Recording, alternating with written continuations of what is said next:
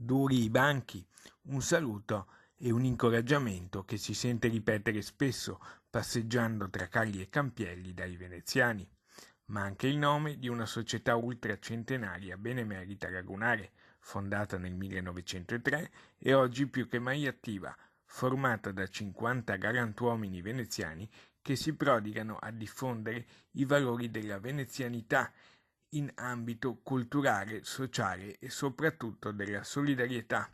50 galantuomini veneziani che si sono riconosciuti nel motto che ha fondato la società: amare, beneficare e divertirsi. La società al suo interno ha un record assoluto.